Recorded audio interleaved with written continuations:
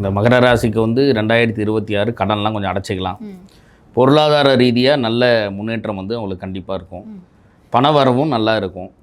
அவங்க செய்ய வேண்டியது பணத்தை வாங்கி எப்படி நம்ம வந்து பயன்படுத்துகிறோம் அப்படின்றது மட்டும்தான்.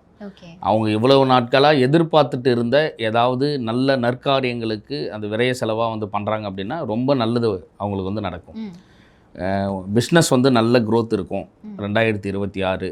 அவங்க உழைக்கிறதுக்கான ஊதியம் வந்து கண்டிப்பாக வந்து நவகிரகங்களும் வந்து அவங்களுக்கு வந்து கொடுக்குறாங்க. அதனால் அதை பயன்படுத்திக்கணும், அவ்வளோதான்.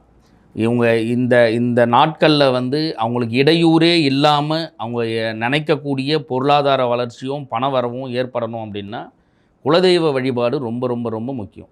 குலதெய்வ வழிபாடு வந்து வருஷத்துக்கு ஒரு முறை போயிட்டு நான் வந்து பொங்கல் வச்சுட்டு வரேன், கெடா வெட்டிட்டு வரேன் அப்படின்றத விட மாதத்தில் ஏதாவது ஒரு நாள் நீங்கள் அமாவாசை திதியோ இல்லை பௌர்ணமி திதியோ இல்லை பஞ்சமியோ இல்லை அஷ்டமி திதியோ அந்த மாதிரி உங்களுடைய குலதெய்வத்துக்கு எது உகந்த நாளோ இல்லை நார்மலாக பயன்படுத்தக்கூடிய ஞாயிற்றுக்கிழமை இல்லை திங்கக்கிழமை இந்த 2 நாட்கள் ஏதாவது ஒரு நாள் மாதத்தில் ஒரு நாள் போயிட்டு நீங்கள் பொங்கல் வச்சுட்டு வரீங்க அப்படின்னா நீங்கள் இந்த வருடத்தை வந்து ரொம்ப சுபிட்சமான ஒரு வருடமாக வந்து கடக்கலாம். மகர ராசிக்கு வந்து இந்த ஆண்டு வந்து ரொம்ப சிறப்பாகவே வந்திருக்கு.